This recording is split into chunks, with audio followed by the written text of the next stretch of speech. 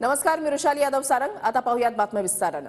महायुतीमधील धाराशिव आणि नाशिकच्या जागेचा तिढा सुटल्याची माहिती आहे। अजित पवार गट धाराशिव आणि नाशिकची जागा लढणार असल्याची सूत्रांची माहिती आहे।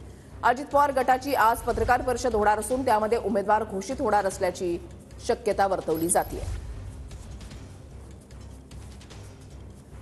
तर नाशिकच्या जागेचा तिढा जो आहे तो सुटलेला आहे अशी माहिती मिळते। नाशिकसाठी महायुतीमधले तीनही पक्ष जे आहेत त्यांचे नेते जे आहेत ते इच्छुक होते। सुरुवातीला नाव होतं ते म्हणजे नाशिकचे खासदार हेमंत गोडसे यांचं।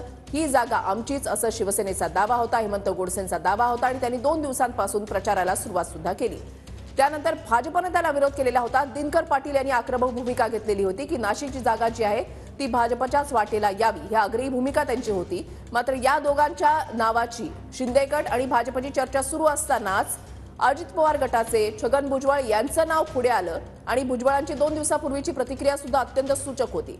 अजितदादांच्या राष्ट्रवादीकडून भुजबळांच्या उमेदवारीचा आता दावा केला जातोय। शिंदेच्या शिवसेनेकडून हेमंत गोडसे इच्छुक आहेत। प्रचार त्यांनी अगोदरच सुरू केलेला आहे। तर भाजपकडून दिनकर पाटील सुद्धा इच्छुक आहेत। गोडसेंना त्यांचा विरोध आहे।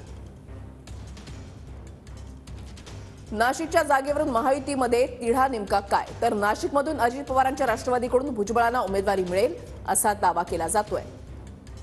शिंदेच्या शिवसेनेकडून हेमंत गोडसे नाशिकच्या जागेसाठी इच्छुक। मुख्यमंत्र्यांची अनेक वेळा त्यांनी यासाठी भेट सुद्धा घेतली। हेमंत गोडसेंनी नाशिकमधून प्रचाराला सुरुवात सुद्धा केलेली आहे। आज त्यांच्या प्रचाराचा 3रा दिवस आहे।